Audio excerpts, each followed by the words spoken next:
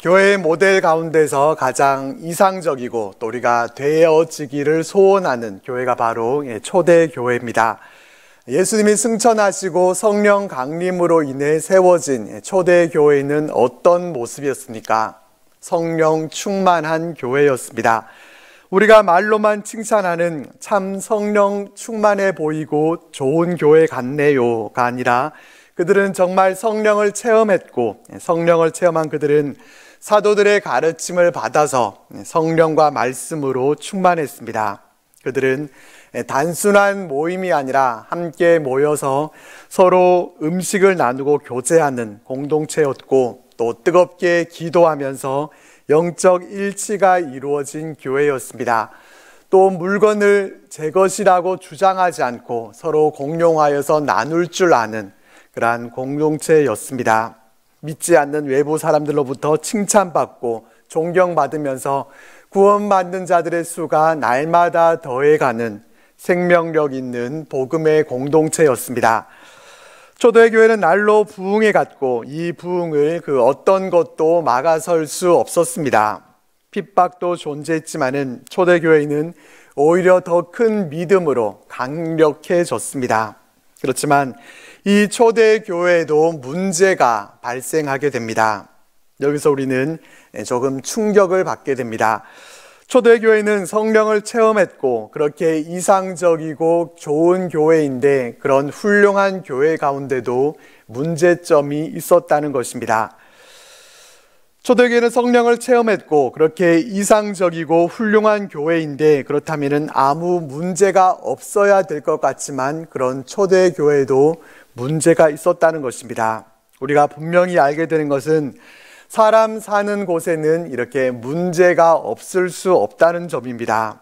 아무리 천사 같은 사람들만 모여 있다고 하더라도 그곳에는 문제가 생겨나게 됩니다. 그렇기 때문에 중요한 것은 문제가 있으면 안 된다고 우리가 그렇게 생각할 것이 아니라 당면한 문제에 대해서 우리가 그 문제를 어떻게 해결해 나갈 것인가 하는 것이 중요합니다. 오늘 본문 말씀에는 날로 부흥해 가던 이 초대교회 가운데 있었던 문제점과 또 그것이 어떠한 방법으로 해결되어져 갔는가 하는 것을 우리가 말씀을 통해서 확인해 보게 됩니다. 본문 말씀이 시작되는 1절 말씀을 보면은 우선 그 시작에 그때 제자가 더 많아졌는데 라고 말씀해 주고 있습니다. 초대교회는 날마다 성전에 있든지 집에 있든지 예수는 그리스도라고 가르치는 것과 전도하기를 그치지 않아서 제자들의 수가 날마다 더 더해가고 있었습니다. 그런데 뜻밖에도 이렇게 교회가 부흥해 가고 있을 때에 그곳에 문제가 있었다는 것입니다. 우리가 생각할 때는 핍박을 받으면서 그렇게 될 때 그 핍박 때문에 성도들이 위축되고 교회가 여러 가지 문제점들이 발생하게 될 것 같지만은 오히려 그럴 때에는 교회가 더 힘을 얻고 하나로 똘똘 뭉쳐서 어려움을 잘 이겨나가게 됩니다. 문제가 발생되는 때가 오히려 제자가 더 많아지는 때, 교회가 부흥해 가고 있는 때에 있었다는 것입니다. 가지 많은 나무에 바람 잘 날 없다고 하는 말과 같이 숫자가 늘어가게 되니까 문제가 또한 함께 발생하게 된 것입니다.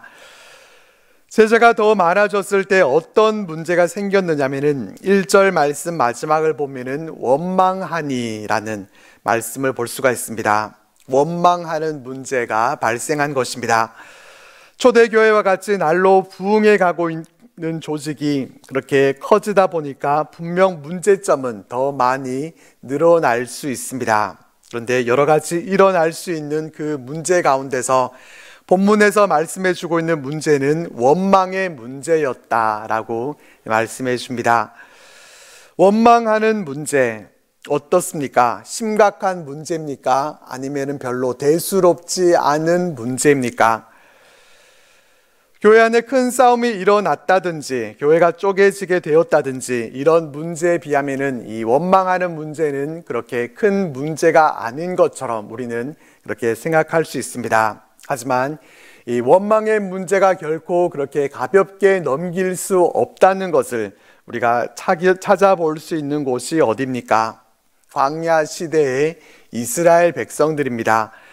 광야 시대의 이스라엘 백성들은 물이 없다고 또 고기가 먹고 싶다고 그들은 원망하고 불평했습니다.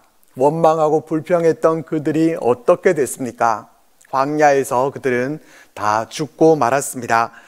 원망이 별것 아닌 것 같지만은 그것으로 인해서 그것이 멸망으로까지 이르게 된다라는 그러한 무서움을 우리가 보게 됩니다. 이 원망이 어떻게 생겨나게 됐는가 하면은 헬라파 유대인들이 자기의 과부들이 매일의 구제에 빠졌기 때문입니다.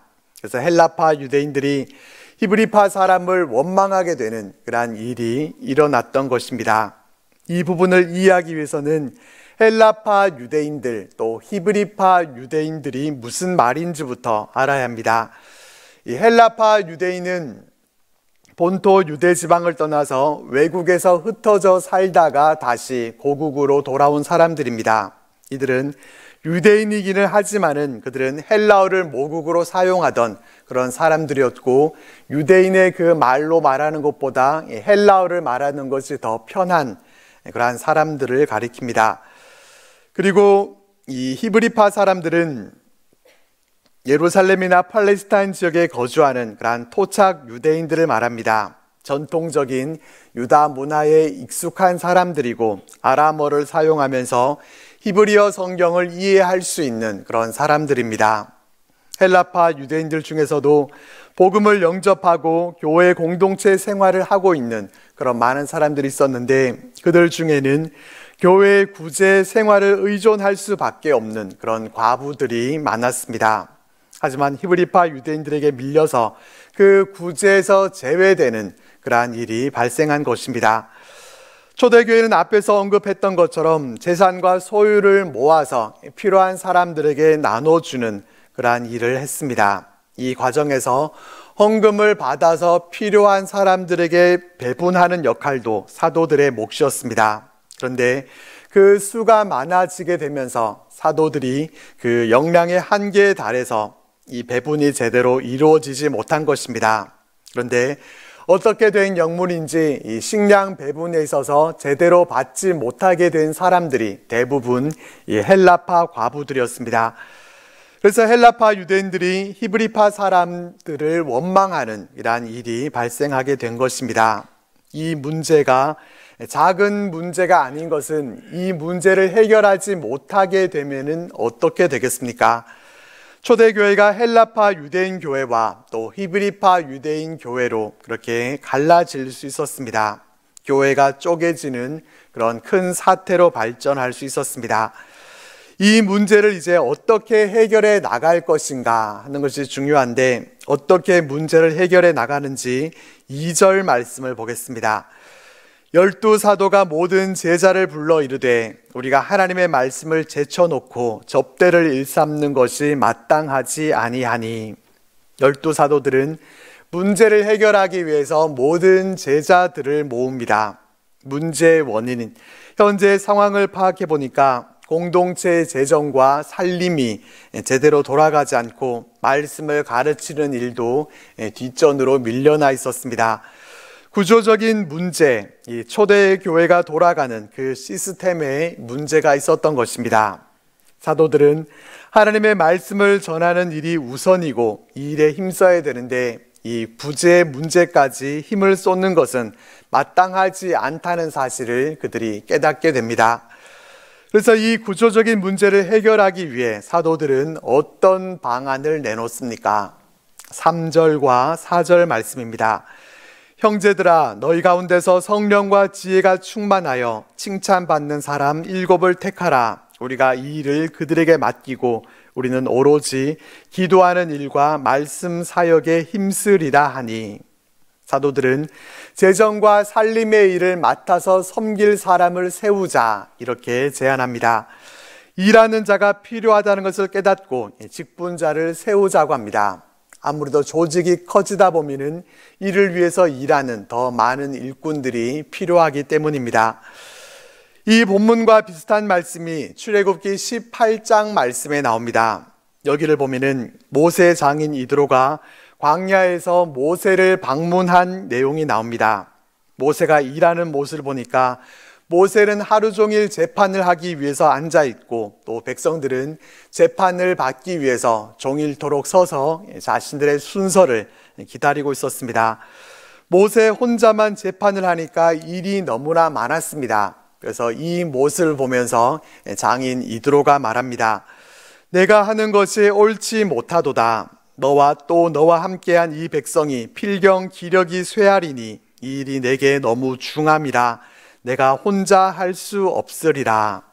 백성들은 기다리다가 지치고 또 모세는 그들을 재판하느라고 탈진하게 생겼다는 것입니다. 그 문제의 원인은 모세 혼자서 일했기 때문입니다. 백성들은 모세 한 사람만 바라보고 있고 모세는 혼자서 그 모든 일들을 처리해야 한다라고 하는 그런 의무감에 사로잡혀 있었습니다.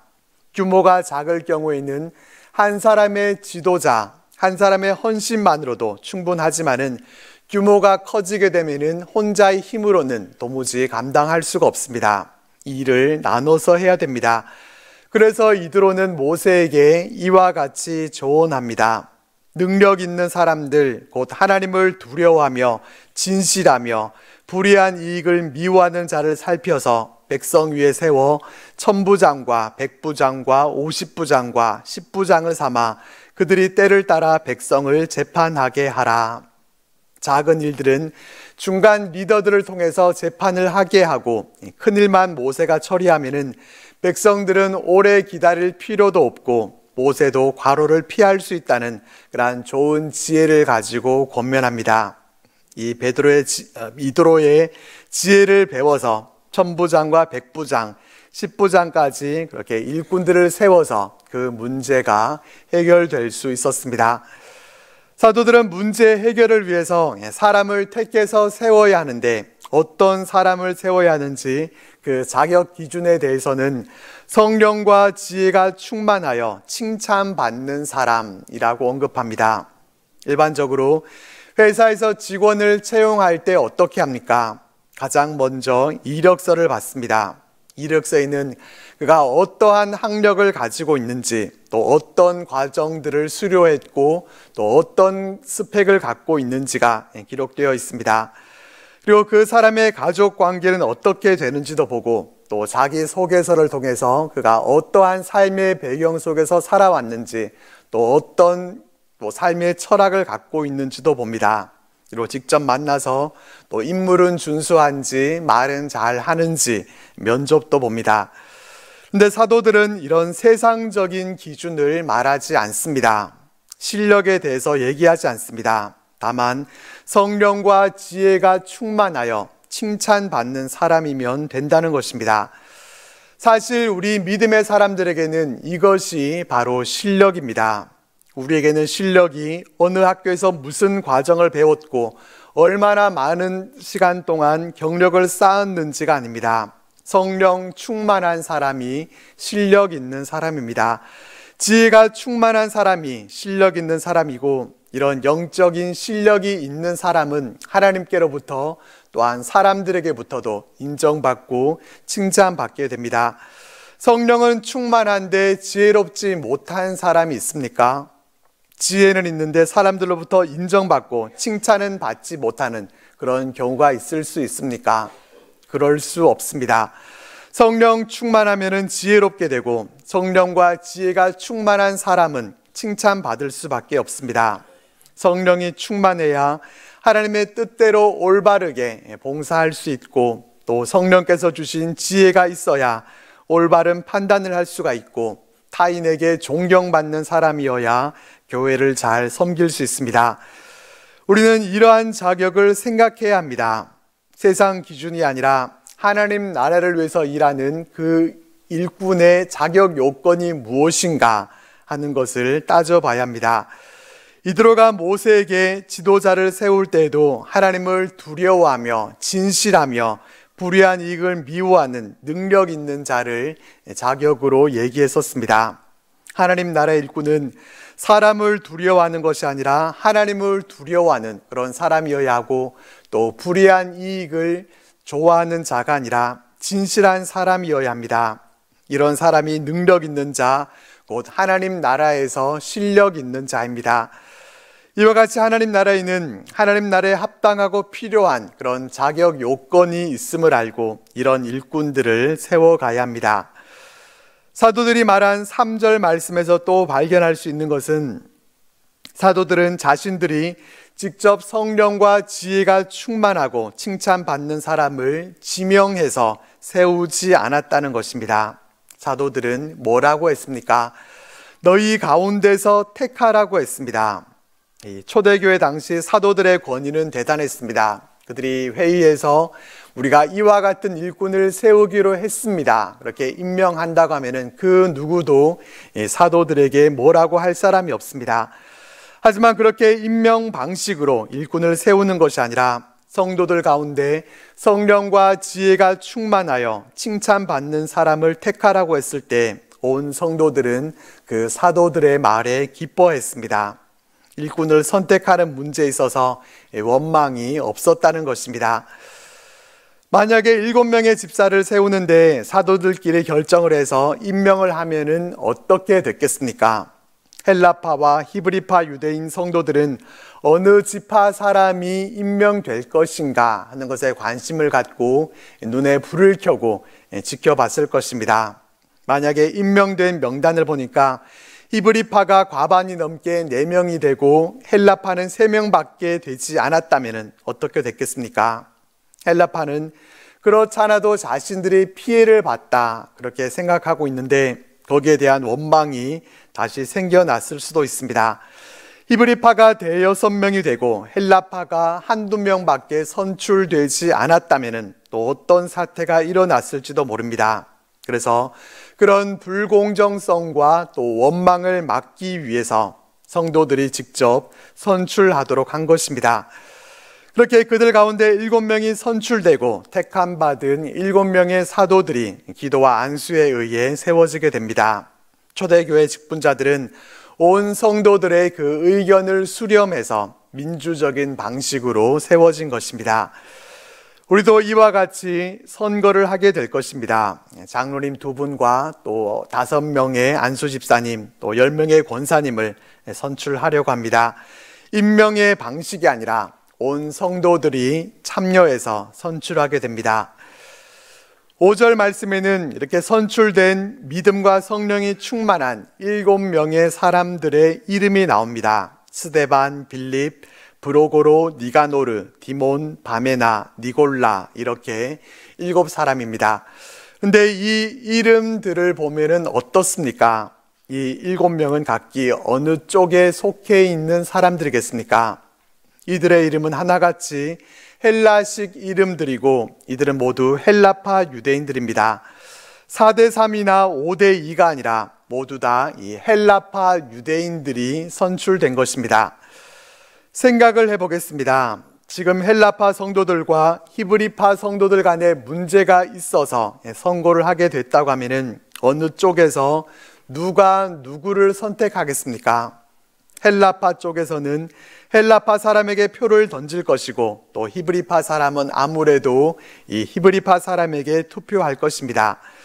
그 당시에 헬라파와 히브리파의 그 인원 비율이 어떻게 됐었는지는 모르지만은 어쨌든 짝수가 아니라 7명이기 때문에 공정하게 반반씩 될 수는 없습니다.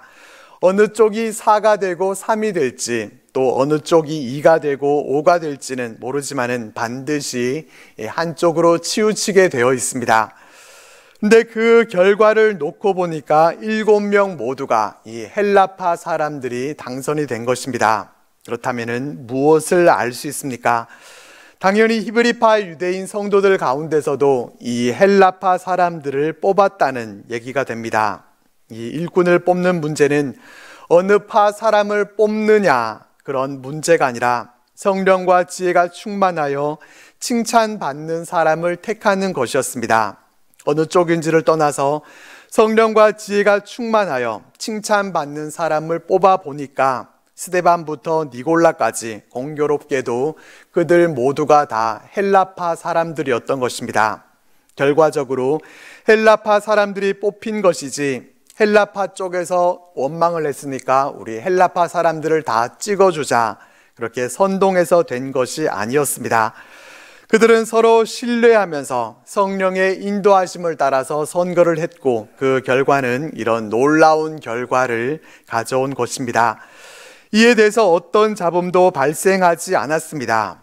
히브리파 사람들은 왜 우리 히브리파 사람들은 아무도 안 된 거냐 원망하지 않았습니다. 모두 다 이 일 가운데 성령 하나님께서 함께 하셨다는 것을 그들이 믿고 그들을 사도 앞에 세웠고 사도들은 그들을 위해서 기도하고 또 안수해서 그들을 초대교회의 일꾼들로 세웠습니다. 이렇게 했더니 어떻게 됐습니까? 7절 말씀입니다. 하나님의 말씀이 점점 왕성하여 예루살렘에 있는 제자의 수가 더 심히 많아지고 허다한 제사장의 무리도 이 도에 복종하니라. 하나님의 말씀은 점점 왕성하게 됐습니다. 선출된 7명의 일꾼들이 구제와 일을 맡아 일하는 동안에 사도들은 하나님의 말씀을 전하는 일에 더 힘쓸 수 있게 됐기 때문입니다. 그래서 제자의 수가 더 심히 많아졌다 이렇게 말씀해 주고 있습니다. 1절 말씀에서 살펴본 것처럼 초대교회에서 생겨났던 그 문제는 제자의 수가 더 많아졌기 때문에 발생된 문제였는데 제자의 수가 이제 심히 더 많아졌습니다. 그렇다고 하면은 문제도 더 많아졌을 것 아니겠습니까? 하지만 더 이상의 문제는 발생하지 않습니다. 교회의 규모가 더 커질수록 더 많은 일꾼들을 동일한 방법으로 세워 나갔을 것이기 때문입니다. 초대교회는 새롭게 선출된 그 일꾼들과 함께 다시 하나님의 은혜 속에서 부흥해 나갑니다. 그 한 예로 허다한 제사장의 무리도 이 도에 복종했다라고 말씀해 줍니다. 제사장의 무리는 자신들의 자리를 생각한다면 복음을 받아들일 수 없습니다. 그들은 교회 안으로 들어올 수 없는 존재들입니다. 하지만 이들마저도 복음 안으로 들어오게 됩니다. 일꾼 선출을 통해서 교회 조직을 정비하고 나니까 교회가 안으로는 하나 될 수가 있었고 또 밖으로는 유대인들 뿐만 아니라 이방 선교를 위한 기틀까지 마련할 수 있었습니다. 이 헬라파 유대인들이 일꾼으로 선출됐기 때문에 이들은 이방인들을 꺼려하는 유대인들과 다르게 이방 문화에 친숙했고 또 이방인들을 멀리하지 않았기 때문에 이들을 통해서 이방에까지 복음이 더 널리 증거될 수 있었습니다. 우리는 초대교회의 모습에서 바로 이 점을 배워야 합니다. 일꾼이 잘 세워지게 되면은 그 세워진 일꾼을 통해서 교회가 부흥으로 나아갈 수 있게 됩니다. 그렇지만 우리가 염두에 두어야 할 것은 초대교회 같은 모습이 되지 못했을 때 교회가 오히려 어려움에 빠질 수 있다는 것입니다. 교회가 시험에 들게 되는 3가지 대표적인 경우가 있습니다. 첫 번째는 교회 지도자가 바뀌게 될 때입니다. 두 번째는 교회 일꾼을 뽑고 임직식을 하게 될 때이고 세 번째는 예배당을 건축할 때입니다. 이렇게 가장 대표적인 3번의 고비가 있는데 이 고비를 잘 넘기지 못해서 시험에 드는 그러한 교회들이 있습니다. 일꾼을 뽑는 과정에서 문제가 생기게 되는 것은 선출돼야 할 사람이 선출되지 못해서 그 일로 상처를 받고 교회를 떠나게 되는 그러한 경우들이 발생하게 됩니다. 그러지 말아야 된다는 것을 알고 있으면서도 그런 일이 생겨나게 됩니다. 겉으로 일이 크게 번지지 않는다 하더라도 선교 결과에 대해서 원망하고 불만을 가지고 그동안 해오던 교회 일을 내려놓겠다라고 하는 그런 일도 생길 수 있습니다.